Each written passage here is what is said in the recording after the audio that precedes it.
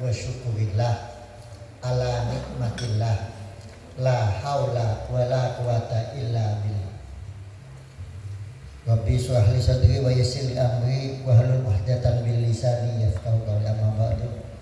Yang saya muliakan dan saya taati para alim, para ulama, wabil khusus Kiai Ainun Najib dan abangdanya Kiai Nofal dan kiai-kiai yang hadir pada kesempatan hari ini. Ini karena kekhawatiran saya dari Pontianak berangkat sudah takut diundang Darun Nasiin, jadi saya bawa santri yang kedua. Ini ada Bapak Reza, dekan di UNU, dekan teknik di Universitas Nahdlatul Ulama. Ini sama-sama santri. Kalau saya dari pondok pesantren, beliau dari pesantren kilat. Intinya sama-sama santri. Baik, saya tidak asing lagi untuk Darun Nasiin karena dari tahun 2004 saya sudah sering silaturahmi ke sini. Sering diskusi lah. Waktu dulu Ustaz Hamid yang megang, dan saya pernah membawa salah satu teman saya penelitian risetnya di Darun Nasiin. Namanya Hettenet dari Jerman. Pernah datang ke Darun Nasiin dan dia geleng-geleng kepala di sini. Saya pernah mondok juga tapi tidak lama di Dalwa, Darul Lughah wa Dakwah Bangil, terus melanjutkan pendidikan. Kalau Pak Kiai ini mungkin LC-nya karena titelnya udah LC, saya kaget gitu bahwa ini urusan kitab-kitab itu urusan beliau gitu. Kalau urusan ngoceh biar urusan saya gitu. Jadi saya cukup 3 tahun mondoknya di Dalwa karena salah pendidikan. Kalau ini Pak Kiai dari SD mungkin sudah dimasukin di pondok. Seumuran dia, saya masih belajar agama Katolik. Karena saya SD-nya di Katolik. Tapi saya Madura. Alhamdulillah Islam. Dalam kecil Islam. Bukan mualaf gitu. Bukan mualaf. Jadi jangan mentang-mentang Romawi Marti ini mualaf, bukan. Saya asli Madura. Walaupun saya inilah hebatnya NU. Walaupun saya belajar 6 tahun saya belajar Alkitab, hafal itu Alkitab. Matius berapa? Karena itu bahan ulangan umum kalau dulu. Kalau tidak belajar itu berarti saya tidak dapat nilai agama Islam. Tapi pulangnya saya tetap ngaji ke mbah saya. Ya ngaji Sepina Sulam, ngaji Natul Maksur, ya ngaji ilmu itu. Sangat jauh gitu Pak, antara dunia pendidikan dan kebiasaan. Inilah yang disebut pola pemikiran orang tua-tua dulu. Karena takutnya saya cinta ke Alkitab, maka dimasukkan ke pondok pesantren. 3 tahun saja, saya mintanya 3 tahun. Ya udah, 3 tahun selesai tidak selesai, cukup tidak cukup Pak Kiai, hatam tidak hatam, pokoknya saya mau keluar. Gak pakai pokoknya gitu. Udah nggak mampu gitu. Pokoknya saya mau keluar. Ya udah, SMA-nya saya tetap ke SMA umum. Jadi Katolik, pondok pesantren yang agak ketat gitu. Dalwa itu dulu agak ketat karena dia asuh langsung agama Filau Habib Hasan Al-Bahrun. Saya masih dapat beliau gitu. Dan satu-satunya santri yang mendapat predikat sholat sujud terlama itu saya di Dalwa. Akibat predikat sujud terlama itu maka saya dianggap hatam. Sudah, kamu sudah hatam, silakan boleh keluar. Jadi ceritanya saya sholat subuh, kan biasa kami sholat subuh, sebelum sholat subuh itu kalau bahasa kami itu cipocian gitu ya, cipocian gitu ya, terus cipocian. Karena ngantuk hendak ketulungan, udah sholat subuh. Begitu sujud di rakaat pertama, saya tidak bangun-bangun. Terus sujud sampai selesai sholat, habis itu ngaji, saya tetap sujud. Padahal Habib Hasan Bahrun lagi ngaji kita di situ. Makanya dapat predikat santri sujud terlama. Saking ilmunya kuat di kepalanya, maka sudah dibolehkan pulang gitu. Nah itu pengalaman saja. Semoga tidak ada sujud-sujud terlama di dalam kasih gitu.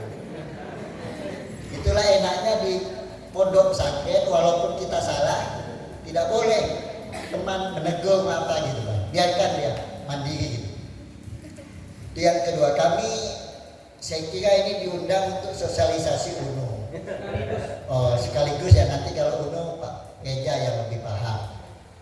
Saya hanya mempunyai pemikiran begini, apa sih bedanya pondok pesantren dengan sekolah? Siapa yang tahu? Yang simpel saja. Kalau sekolah itu dibangun di kota, tapi kalau pondok pesantren membangun kota.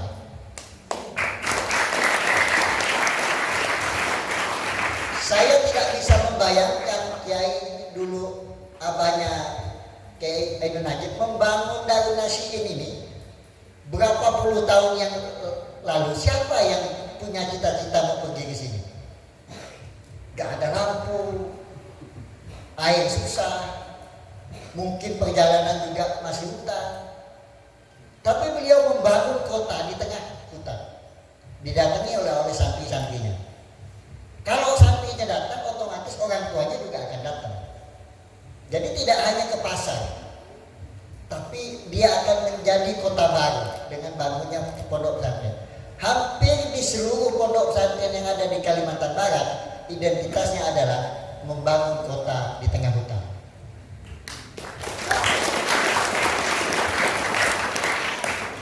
Jadi kalau ada filsafat yang menjalankan perintah undang-undang dengan cara ikut mencerdaskan kehidupan bangsa, itu adalah satu-satunya adalah pondok pesantren. Saya hanya berpikir seperti ini, mungkin tidak pernah Ki Abdul Syakur dulu Allah maafirlahu mendirikan Darun Nasihin ini membayangkan imbalan apa-apa dari negara, tidak akan terbesit. Tidak akan pernah kiai-kiai yang membangun pondok pesantren di dalam hutan ini berharap imbalan belas kasihan dari negara, tidak. Tapi apa yang menjadi cita-cita dia? Menurunkan ilmunya kepada anak-anak untuk dapat berilmu dan belajar pada dirinya. Tidak pernah dia mendapatkan perhatian, imbalan atau apa, tapi dia tetap mencurahkan ilmu yang ada di dirinya untuk diturunkan kepada santri-santrinya. Artinya apa?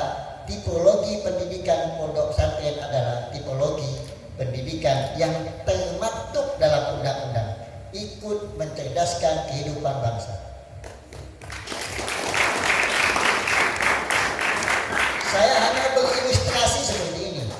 Kalau tidak ada pondok pesantren, apa yakin kalian akan sekolah di kota?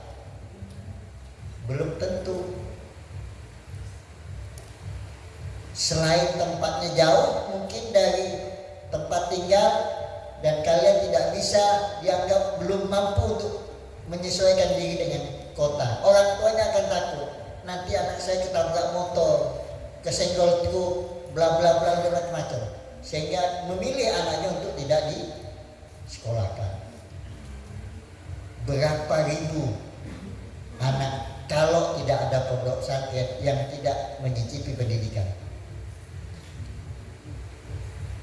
Ini pemikiran yang sangat elegan kalau kata saya. Dan tipologi pendidikan pondok pesantren, maaf kalau boleh saya lancang, sekarang sudah diadopsi oleh tipologi pendidikan yang kedinasan. Siapa yang bercita-cita kepengen masuk IPDN, sama dengan pondok pesantren. Dari jam 2 sudah dibangunkan olahraga, cuma bedanya dia tidak ngaji kitab, dia ngaji belajar umum, tapi tipologinya sama dengan pondok pesantren. Harus di asrama, harus patuh kepada atasannya, dalam hal ini senior yang di atasnya, tidak boleh pelawak, tertib, jaga kebersihan. Itu kan tipologi pondok pesantren yang coba diadopsi oleh pendidikan formal. Satu, itu pendidikan yang kalau bahasa saya Pak Kiai itu pendidikan yang pasti bekerja, kayak stat, IPDN, statistik, pelayaran itu adopsinya dari pondok pesantren. Artinya apa? Ada nilai plus yang didapat oleh mereka dengan mengadopsi tipologi pendidikan yang dianut oleh pondok pesantren. Bedanya satu, mereka ada di tengah kota, kita ada di tengah hutan. Yang kedua, siapa yang mengadopsi tipologi? Kalau mungkin kalian pernah dengar, pernah main YouTube, pernah main email atau Facebook gitu, ada sekolah boarding school yang disebut boarding school class. Itu kan hanya bahasanya aja diubah ke bahasa Inggris. Sebenarnya sama pondok pesantren sekolah. Man Insan Cendikia Boarding School, Man Insan Cendikia Boarding School. Hanya untuk apa ya, malu mengakui bahwa itu adalah pondok pesantren yang dibuat modern. Yang namanya boarding school itu ya sama dengan kalian bangun jam 2, suruh bersih-bersih, terus mengemasi tempat tidur, sekolah, sholat berjamaah bagi yang muslim, olahraga, belajar, dan terus jadwalnya udah diatur. Kan itu ciri khas kalian yang di pondok pesantren, ciri khas kita yang di pondok pesantren. Artinya tidak jelek-jelek amat program yang ada di pondok pesantren, bahkan menjadi adopsi di era yang modern. Artinya kalau boleh lanjutan, kiai-kiai sepuh kita dulu itu menganut sistem pondok pesantren itu tanpa referensi dari manapun. Justru mereka yang dianggap modern ini mengambil referensi dari pondok pesantren. Ini pemikiran yang luar biasa. Yang kedua, kalau pemikiran dikaitkan dengan perjuangan kemerdekaan pra dan pasca, saya hanya ingin berilustrasi seandainya. Ini ya, ingat ya, seandainya, bukan saya nyuruh ya. Seandainya, andai kata atau umpamanya, itu sama kan, sekali 3 uang. Seluruh santri itu berontak untuk meminta haknya sebagai salah satu yang ikut memperjuangkan kemerdekaan ini, bisa buat negara ini. Bisa buat kalah itu anak-anak yang jumlah tentara dengan jumlah santri yang ada di Indonesia itu lebih banyak, 7 kali lipat. Kalau tentara itu sekitar 2 juta. Tapi kalau santri seluruh Indonesia kumpul dan berontak, mereka minta haknya sebagai warga negara yang sama, itu hancur dah. Kolep, pistolnya pun bisa tidak meletus katanya. Tapi karena identitas santrinya tidak pernah itu dilakukan santri. Maaf, walaupun dengan serba kekurangan, tidak ada PDAM, wifi-nya pun hilang data, terkadang datang, terkadang enggak gitu Pak. Atau datangnya yang enggak gitu kan. Tapi tetap kalian menikmati itu sebagai sesuatu proses pencarian barokah yang nyata. Kalau saya ditanya sekarang, mau enggak mondok? Nolak Ustaz? Enggak, saya enggak mau. Saya punya putra 3. Putra saya 3. Yang paling tua itu baru tahun ini mondok. Saya hanya membandingkan. Kalau anak saya bodoh di situ, saya akan tuntut sekolah itu. Saya bilang seperti itu. Anak saya mondok di Taskia di Malang. Masuk pertamanya 76 juta.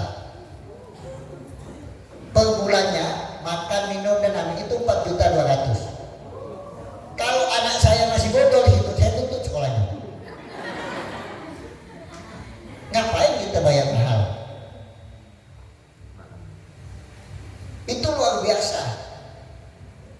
Tapi tetap dibilang, Pak, kami ini pondok pesantren, jadi tidak bisa dipaksa, anak bapak harus pintar.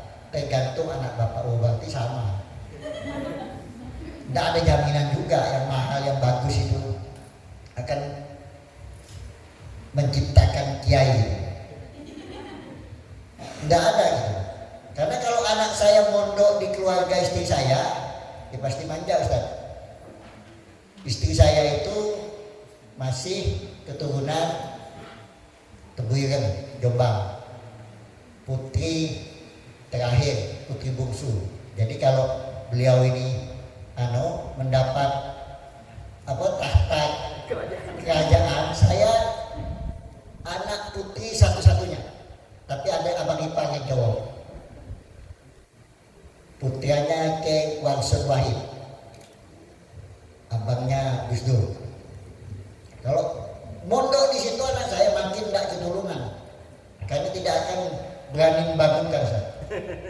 Tidur tidak akan dibangunkan, karena kalau bahasa di sini itu mungkin jangan dibangunkan, itu lora, kan makin kacau nih. Makanya harus dialihkan ke yang lain. Saya hanya ingin menyemangati adik-adik sekalian, jangan pernah malu untuk di pondok pesantren. Sama, pintar tidaknya itu bukan dari pondoknya tapi dari kalian. Saya alumni pondok, oke? Pondok. Jadi kalau MM itu salah, bukan MM tidak. Kalau MM itu titelnya Untan. Saya tidak kuliah di Untan, S2-nya saya di Jepang. Saya orang pondok yang suka mencari sebab kenapa orang Jepang itu menyembah matahari. Tuhannya itu matahari. Saya cari itu gitu. Matius saya pelajari, kitab saya pelajari, orang menyembah matahari juga saya pelajari. Jadi tidak ada penyebab bahwa anak pondok itu akan gagal. Saya sekarang lagi membimbing adik tingkat saya, bukan adik tingkat ya orang tuanya nitip. Beliau adalah santri pondok pesantren mantan alumni ya, pondok pesantren Darul Tolibin Paniraman, Ki Muhajir Alwi. Sekarang namanya Khadijah, anak orang hanya bapaknya pemecah batu di Paniraman. Sekarang lagi menyelesaikan studinya di Jepang, cewek lagi. Ilmunya yang dia ambil adalah ilmu geologi, Pak. Saya tanya, Khotijah, kenapa kamu ngambil jurusan ini padahal kamu perempuan? Pak, bapak saya itu pekerja batu, mecahkan batu. Minimal saya bisa memberitahu ke bapak saya, kalau mecahkan batu dia ketahuan yang ini agak mudah, yang ini agak keras, itu aja Pak. Waduh, saya bilang, kamu saya sekolahkan jauh-jauh ke Jepang hanya untuk ngasih tahu bapakmu. Iya, itu bentuk pengabdian. Bayangkan ya. Itu pemikiran yang sepele bagi seorang santri. Hanya untuk mempermudah orang tuanya dalam melaksanakan tugasnya yang bekerja batu, cewek dan belum menikah. Dan tahun kemarin sudah alhamdulillah lulus menjadi dosen tetap di Universitas Tanjung Pura.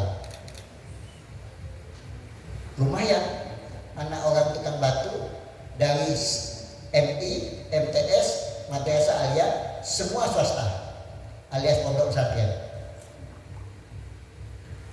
Bisa dan mampu. Makanya kami hadir di sini. Kenapa kami kuat membentuk UNU? Biasanya, mudah-mudahan tidak kasihin sama. Kalau di pondok itu kan ada setahun ngabdi, gitu ya dia. Setelah aliyah ngabdi, tidak boleh keluar. Itu kan? Kami hadir untuk pondok-pondok pesantren NU. Kenapa UNU ini perlu? Agar bisa menselaraskan. Kalau setahun ngabdi tidak kuliah, kalian ikut seleksi di universitas, saya jamin kalau 10 yang ikut seleksi paling yang lolos 2. Yang 8-nya babak belur. Kenapa? Kalian sudah tidak memegang pelajaran lagi. Definisi ngabdi, kalian adalah membantu pondok, membantu adik-adiknya dalam menjalankan aktivitas di pondok. Baik itu nuntut ilmunya. Kalau udah setahun tidak memegang buku, itu akan hilang, berkurang. Makanya UNU hadir untuk menjembatani itu. UNU ini sudah ada di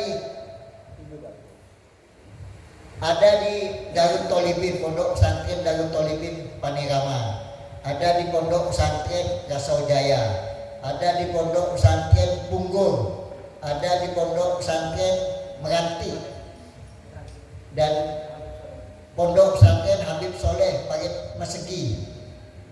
Dan insya Allah tidak akan lama lagi akan ada di Pondok Pesantren Ketapang.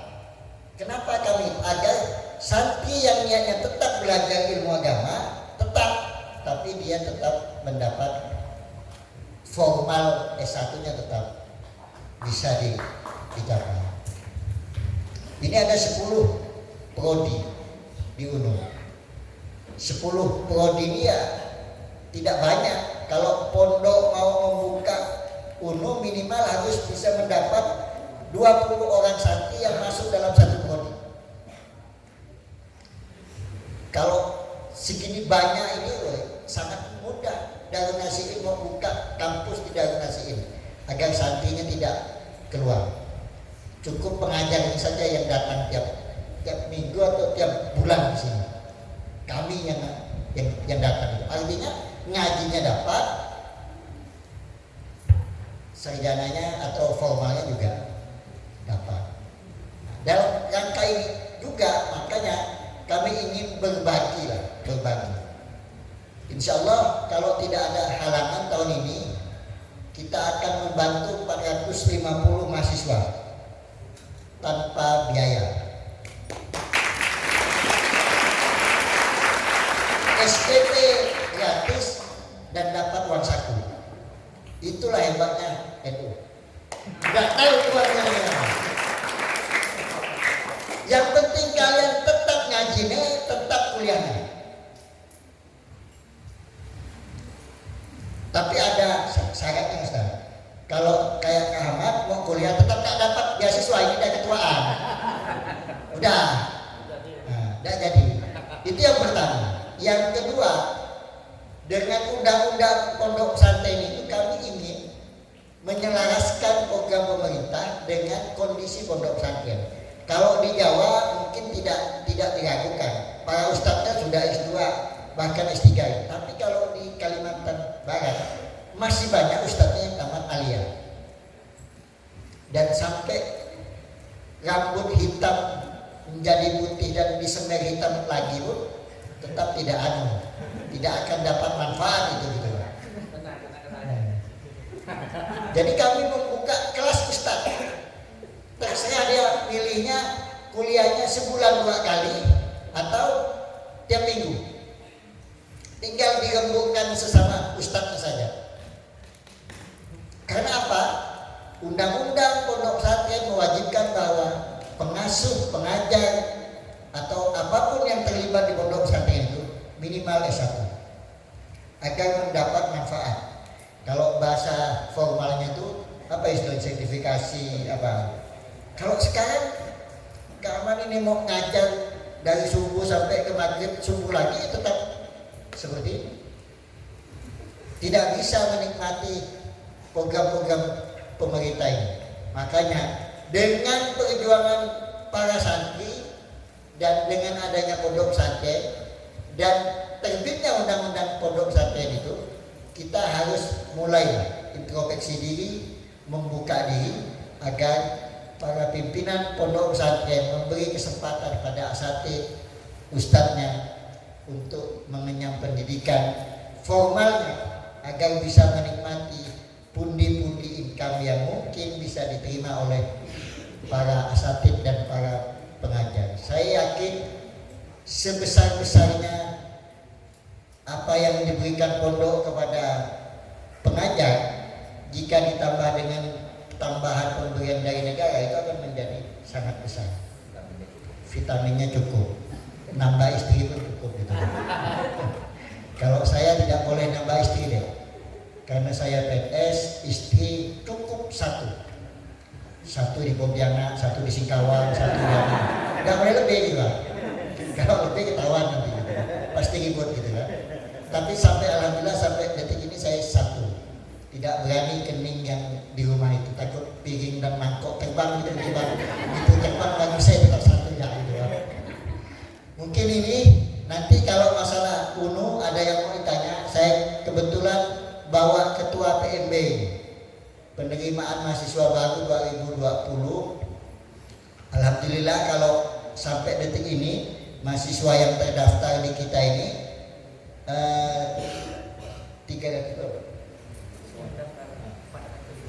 413 semuanya yang sudah terdaftar di UNU. Mudah-mudahan dengan membukanya ruang kelas baru di tiap pondok pesantren ini menjadi catatan baiklah di Dikti bahwa UNU itu pesat, kuantitas mahasiswanya tuh pesat gitu. Dan kita mendapat alokasi bantuan bagi mahasiswa tahun ini hanya 450. Uangnya itu mungkin uang setan, pokoknya dibantu ke mahasiswa UNU gitu. Dan yang sudah terverifikasi yang bisa mendapat bantuan itu baru 350. Karena kalau yang tamatan SMA-nya itu udah lama kayak Amanino itu tetap nggak dibantu, nggak bisa. Maksimal itu tamatan tahun 2018. Tapi kalaupun ada yang mau disubsidi silakan, itu nanti rembukan antara santri yang dapat dengan ustadznya, itu bisa dibicarakan. Yang penting intinya ayo kita sama-sama meningkatkan kualitas pondok pesantren dengan memberikan ruang bagi santri dan para asatidz untuk mengisi hari-harinya di lembaga pendidikan formal. Saya yakin dengan adanya pondok pesantren ini UNU akan menjadi lebih kuat dan identitas NU-nya akan menjadi sangat kuat. Mungkin nanti kalau ada dialog tanya jawab tentang UNU akan dijawab langsung oleh Pak Geja, karena saya ini baru wareknya. Saya ini ditarik dari hutan untuk ngabdi ke UNU. Jadi di IAIN saya mundur, ngabdi ke UNU gitu. Karena saya kebetulan diamanahkan oleh NU untuk mengabdinya di UNU. Karena dulu yang memberangkatkan saya sekolah itu ya NU gitu. Jadi harus ngabdinya ke NU gitu. Mungkin ini yang dapat saya sampaikan. Mohon maaf kalau ada yang tidak berkenan. Ihdinas siratal mustaqim, wallahul muwaffiq ila aqwamit thoriq. Wassalamualaikum warahmatullahi wabarakatuh. Waalaikumsalam warahmatullahi wabarakatuh. Demikianlah tadi pemaparan refleksi kemerdekaan Indonesia beserta sosialisasi atau introducing Universitas Nahdlatul Ulama, yang nanti mungkin ada unek-unek atau ada hal yang perlu ditanya khususnya oleh Dewan Asatidz tentang administratif maupun sistematik dari Universitas